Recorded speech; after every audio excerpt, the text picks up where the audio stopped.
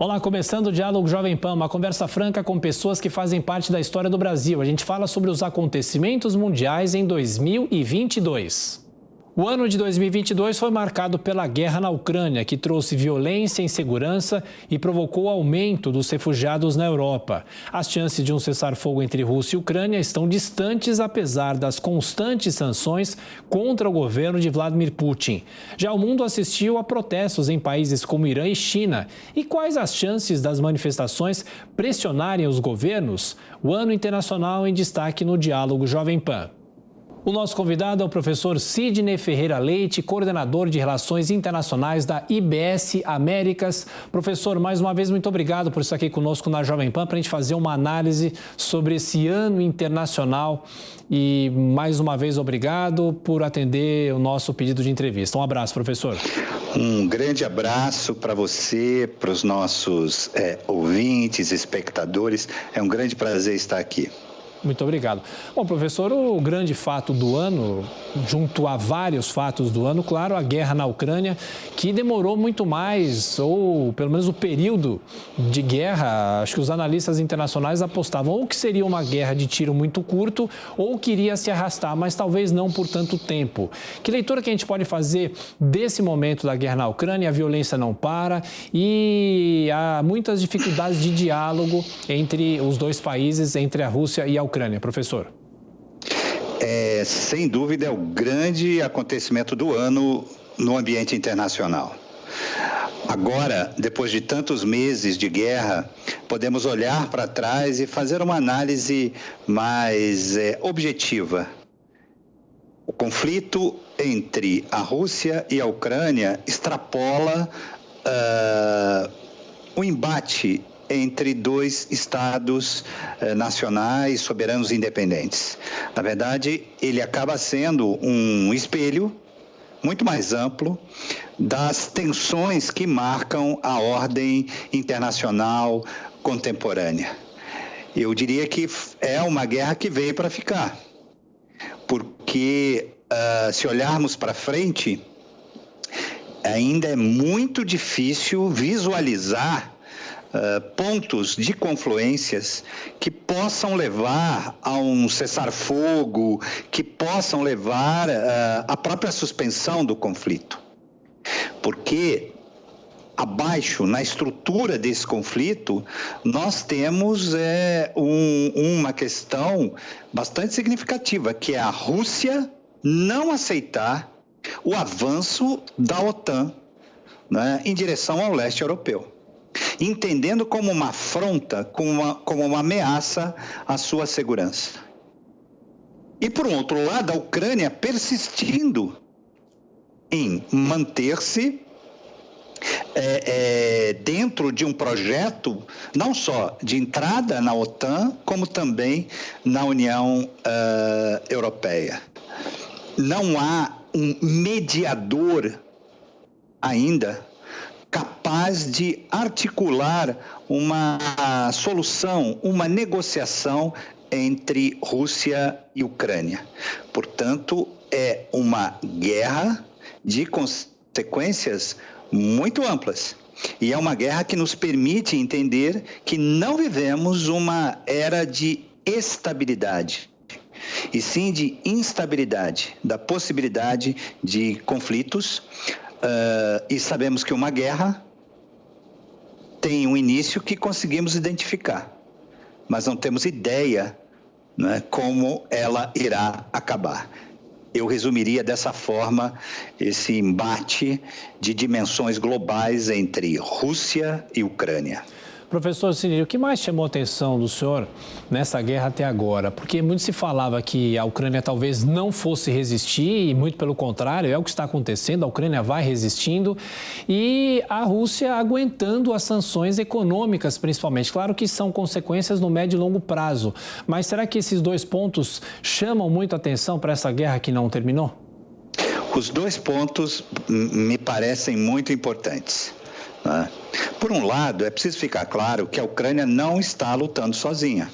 embora a Ucrânia não seja ainda parte da OTAN, portanto, a OTAN não pode fazer valer aquela cláusula de uma agressão a um dos Estados-membros ser uma agressão a todos e, portanto, todos lutarem ao lado desse país, é uma das cláusulas, né, que caracteriza a OTAN. A OTAN vem recebendo suporte militar, econômico, que lhe permite essa resistência. Isso precisa ficar muito claro, né? Por outro, Putin e os seus generais subestimaram tanto essa articulação que os países do Ocidente, membros da OTAN, fariam, e também não esperava que as suas táticas, né, não surtissem um efeito a curto prazo, porque esse é o objetivo do Putin no início, né, que fosse uma guerra rápida. A resistência por outro lado, né, a resistência econômica da Rússia se dá por um contexto muito especial. Nós vivemos no mundo pós-pandemia, aguçado pela guerra, lembrando que a Rússia é um dos principais fornecedores de gás e petróleo para a própria Europa. Nós temos uma crise energética e essa crise tem um impacto na economia. Nós temos alguns países europeus passando por uma alta de inflação, desemprego, um cenário para 2023 de depressão econômica, não é? Então, esse contexto acabou por favorecer a Rússia, não é? Porque ela conseguiu acumular reservas, ela se preparou, não é, para esse embate, imaginou que houvesse sanções, como de fato aconteceram, e se mostraram, não é, eficientes as estratégias que foram, pelo menos até agora, as estratégias que foram elaboradas, né? E lembremos que a guerra, nesse momento, ela vive uma situação em que os embates, eles diminuíram bastante e são mais pontuais, não é? Então, isso não tem causado tanto desgaste, não é, como poderia de uma guerra constante, não é, avassaladora, do ponto de vista econômico. Então, vivemos uma situação, guardadas as devidas proporções, algo parecido com o que aconteceu na Primeira Guerra Mundial, né, quando havia um equilíbrio de forças, né, e houve uma certa estagnação do conflito. Não é? É uma situação semelhante, guardadas as proporções. E, professor, com o avançar da guerra, né, pouco se falou ou pouco se continua falando sobre o drama humanitário dessa guerra, né? A migração das pessoas, isso foi muito comentado logo no começo, porque houve um contingente muito grande de pessoas deixando a Ucrânia, a Polônia recebendo muita gente, famílias da Polônia recebendo a própria população da Ucrânia. E eu pergunto, esse drama humanitário a gente vai sentir em que momento? Daqui a alguns anos, daqui a algum tempo? Que leitura que é possível fazer sobre esse drama humano? Porque a guerra provoca um drama humano, além das mortes, claro, as baixas dos exércitos também, né?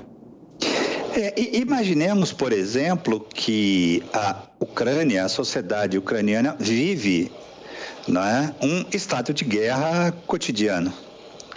Além da ameaça, do medo de um ataque, não é, a boa parte da infraestrutura do país, não é? E quando eu falo de infraestrutura, eu falo, por exemplo, dos sistemas de encanamento, das estradas, dos meios de transporte, os seus diferentes modais, não é? Tudo isso está bastante debilitado, causando um desconforto, problemas diários, né, para a população ucraniana.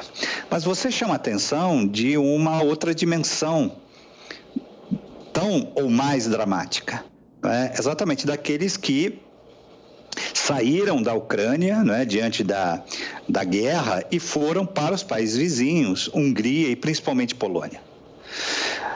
No momento em que a guerra ocupa as primeiras páginas dos jornais, da mídia, né, há toda uma pressão para que essas populações que recebem os refugiados, né, da guerra, né, façam um acolhimento humanitário, né, cooperem, dividam, né, muitas vezes o pouco que tem com essas famílias egressas do país em guerra. Mas isso, com o tempo, vai também causando um desconforto a esses países que recebem esses imigrantes. E lembremos que a Polônia, por exemplo, não vive um bom momento econômico. Inflação, desemprego, né? Então, o grande drama que vai surgir com o prolongamento dessa situação, desse contexto, é a xenofobia, o preconceito, né? A transformação dessas populações que estão ali num país que não o seu em bodes expiatórios das mais diferentes circunstâncias, não é? Então, o drama, não é?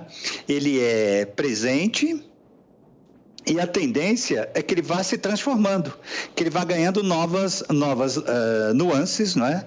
Que tornam a vida desses imigrantes absolutamente insustentável, não é? E o desejo de retornar ao seu país torna-se o principal objetivo, não é? O país que acolhe num primeiro momento é um país que vai enfrentar depois dificuldades com esses imigrantes, até porque não tem uma economia para receber, não é? Inserir um número tão significativo de imigrantes sem nenhuma preparação do dia para a noite, não é? Sem nenhum projeto. Isso, com o tempo, vai mostrando, né, um estrangulamento e gerando situações bastante delicadas para as duas populações. Professor Sidney Ferreira Leite, o senhor com muita propriedade falou que a Ucrânia vem recebendo ajuda militar, né, e financeira também, mas não há a participação efetiva de um país na luta, né, no fronte de guerra, vamos dizer assim. O senhor acha que isso tivesse acontecido, poderíamos ter uma situação muito mais difícil, ou também não há interesse de outros países, como os Estados Unidos, de ajudarem na frente de batalha o combate às tropas da Rússia? Porque senão seria uma situação muito mais difícil, né? Muita gente até fala em terceira guerra mundial e aumentando a violência no mundo, né? A guerra Rússia e Ucrânia é uma guerra historicamente nova no cenário desde do fim da Segunda Guerra Mundial. Desde a Segunda Guerra Mundial nós não tivemos, né, uma guerra no centro do continente europeu, lembrando que do ponto de vista territorial a Ucrânia, né, é o maior país da Europa, embora não seja do ponto de vista econômico ou mesmo do ponto de vista político, né? Então, é um processo mesmo para os analistas de aprendizagem. O que me parece bem nítido é que, em caso, por exemplo, de uma ação da OTAN ou de qualquer outro país da Europa, né, lutando no campo de batalha junto com os ucranianos contra a Rússia, nós teríamos uma elevação, né, a gente chama de um aumento de escala extremamente perigoso, porque os dois lados, né, num cenário que se sentissem completamente acuados, poderiam se valer de armas nucleares, né? Isso levando em consideração, por exemplo, que a OTAN desse um apoio não apenas logístico, mas um apoio de fato, né? Enviando tropas, declarando guerra à Rússia, né?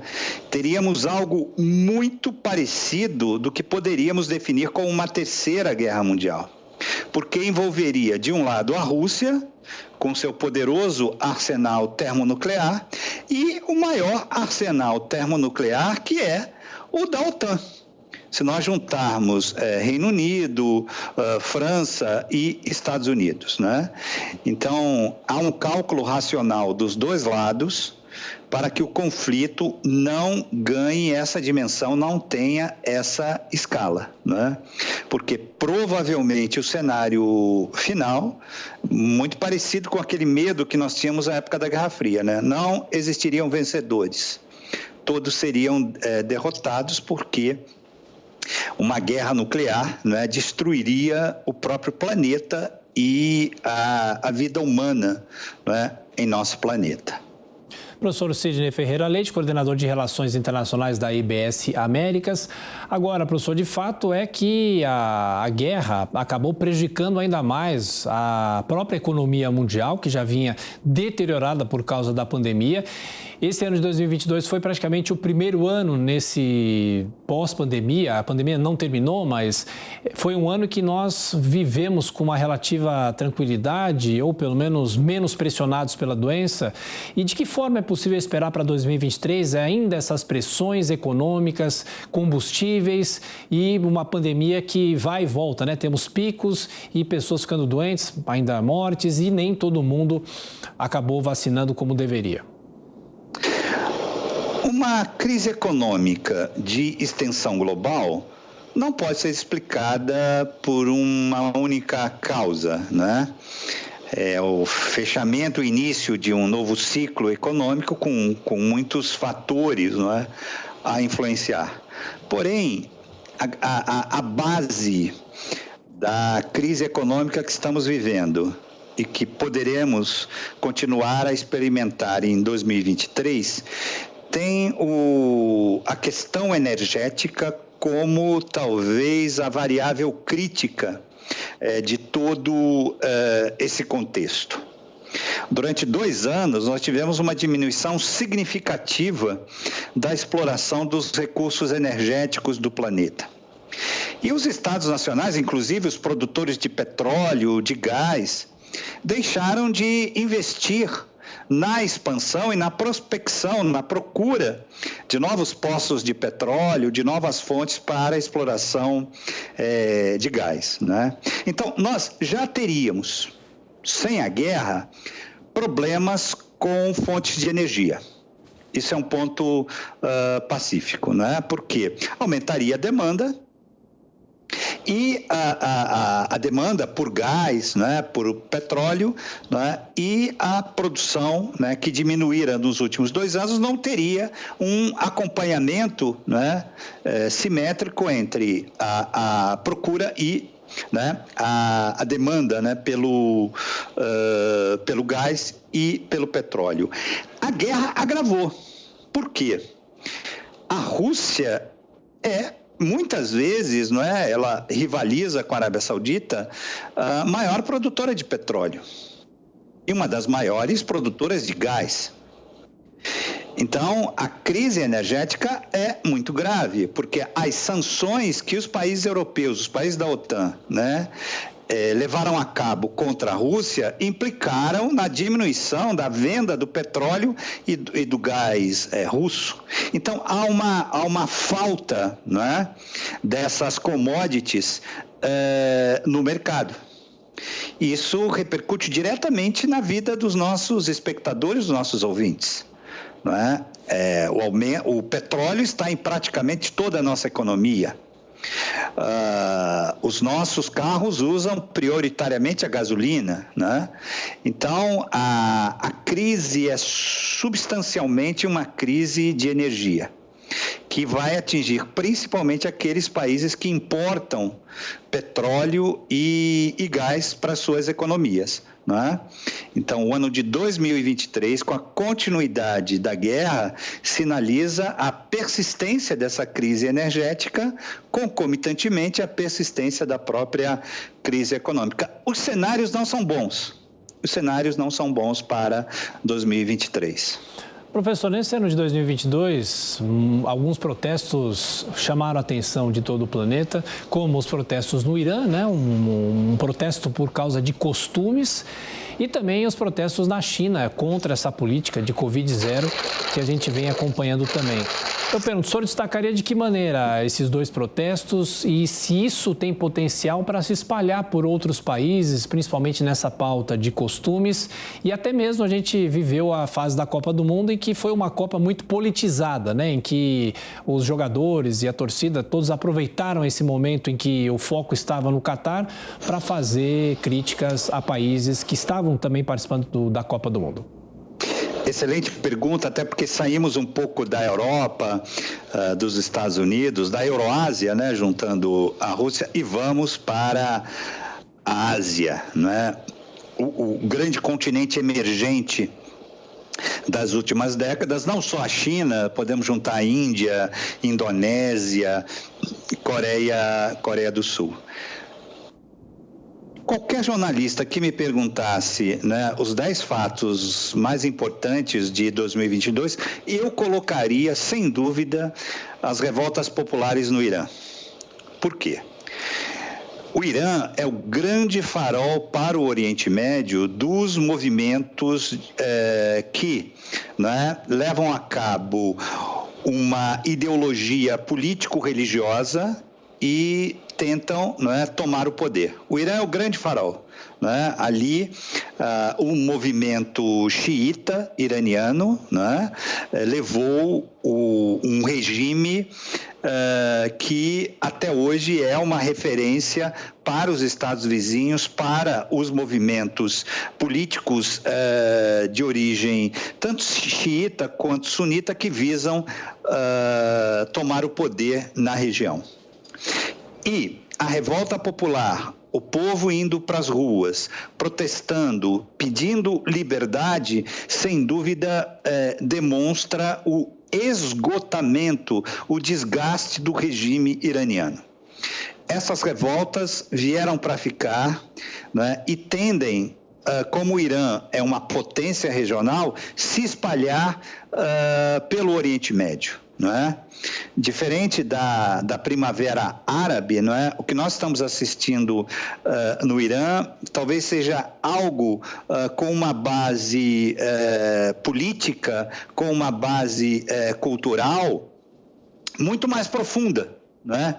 Que visa não apenas ascender ao poder, mas também delinear um novo sistema, um novo regime para aquele país. Não é? Isso pode se estender, inclusive, para atingir as ditaduras que existem ali no Oriente Médio e muitas delas sustentadas pelo petróleo, inclusive o próprio Catar. Não é? Então, este movimento que teve o seu take-off, a sua ascensão em 22, tende a se prolongar para os próximos anos. É um dos fatos mais importantes de 22. O acontecimento na China também, não é? Porque ele acontece exatamente em um contexto em que o Partido Comunista Chinês quer, não é, aumentar ainda mais o seu poder, o seu controle sobre a sociedade. Né? O episódio da revolta de muitos chineses contra as medidas duras para evitar um novo surto, não é, do coronavírus pelo país, a resistência, ela pode, não é, ganhar uma dimensão mais ampla, que é questionar a própria forma de atuação, né? O próprio contexto de falta de liberdade da população em geral. No caso chinês, nós temos um regime muito forte, economicamente ainda saudável e que, portanto, com uma enorme capacidade de se manter no poder, né? Enquanto no Irã, nós vivemos um país, né? Vemos um país com uma forte crise econômica, depressão, desemprego, fome, né? E ali, sem dúvida, a chance de um movimento popular provocar, não é, uma maior instabilidade é maior. Mas são, digamos, importantes esses sinais que começam a aparecer na China, né, de descontentamento com o regime do Partido Comunista Chinês no poder, né, desde 48. Sem dúvida. Professor Sidney, esse ano de 2022 foi um ano importante de mudanças políticas, né? De nomes que saíram de cena e outros que chegaram. A gente tem, claro, a morte da Rainha Elizabeth, a ascensão de Charles III, ainda no Reino Unido, Rishi Sunak como o primeiro-ministro, depois de uma passagem muito rápida da antecessora dele. Temos Giorgia Meloni na Itália. Nos Estados Unidos, a eleição de meio de mandato, inclusive a possibilidade de uma vitória dos republicanos. Essa onda republicana não se confirmou. Aqui na América do Sul, a vitória de Lula, também a destituição de Pedro Castilho. E esse cenário político no planeta, como que fica? Qual a lição que deixa em 2022, professor? Nossa, são muitas mudanças. Sim, com certeza. Políticas, né? Em países importantes. Países importantes do ponto de vista global, como o Reino Unido, né? E países muito importantes do ponto de vista regional, como o Brasil. O próprio Peru é um país importante do ponto de vista regional. Temos a ascensão da extrema-direita, né, na Itália, uma certa estabilidade na Alemanha. Macron, né, com a sua política centrista na França.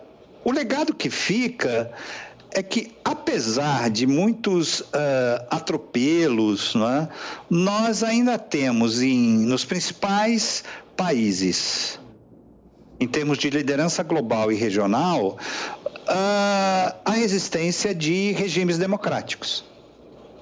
Se nós pegarmos o Peru, que viveu, não é, durante algumas horas a possibilidade de ver implantado, né, por um autogolpe do presidente, né, um regime que tenderia, né, a ser um regime de esquerda autoritário, ele sucumbiu diante da reação das forças democráticas, do parlamento, do judiciário. As forças armadas, desde o primeiro momento, se colocaram ao lado das instituições democráticas.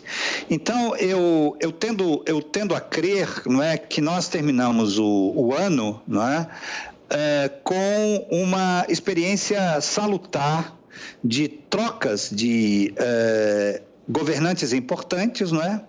E a manutenção das instituições democráticas. Penso que esse é o principal legado. Não foi uma, digamos, troca e transição destituída de alguns embates e conflitos, mas acabou prevalecendo. Por último, destacar a eleição de meio de ano nos Estados Unidos, que não mostrou, né, uma onda republicana, como se esperava, né, mas também não foi ao contrário, né, a consolidação de uma estabilidade para o governo Biden e de um caminho pavimentado para a reeleição, longe disso, né? Demonstrou um cenário muito parecido que levou à própria eleição de Joe Biden, não é? Que é de uma sociedade bastante dividida, de um eleitor, né? Aquele eleitor que não tem uma posição de um lado ou do outro, ainda vivendo uma situação pendular, não é? Então, o jogo nos Estados Unidos, o jogo político, não está definido. Ele está aberto. Os próximos, não diria 2 anos, né, mas o próximo ano e meio, né, será decisivo para visualizarmos se a economia vai se recuperar, se a inflação vai baixar, se haverá um controle do desemprego, todas essas variáveis precisam estar, digamos, positivas para que nós tenhamos aí um cenário de reeleição de Biden ou de outro candidato do próprio Partido Democrata, não é? Então, o jogo ali não se definiu. Não se esperava o que aconteceu, não é? Se esperava uma vitória retumbante dos republicanos, isso não aconteceu, mas também, né, não houve uma vitória. Eu diria que foi uma vitória, mas que não deve ser comemorada pelos democratas. Professor Sidney, olha, mais uma vez, muito obrigado pela sua atenção, pela gentileza. O nosso tempo sempre é curto, a gente podia ficar falando aqui horas, ainda tínhamos muitos assuntos para tratar, mas as linhas gerais já foram dadas pelo senhor. Muito obrigado e um excelente fim de ano, um excelente 2023 e voltaremos a nos falar aqui na Jovem Pan. Um abração. Um forte abraço, um excelente fim de ano para todos e para todas, um ótimo 2023. Muito obrigado. Bom, conversamos com o professor Sidney Ferreira Leite, que coordena o curso de Relações Internacionais da IBS Américas. A você, ouvinte, a você, espectador, como sempre, muito obrigado pela sua audiência e continue com a nossa programação. Até a próxima.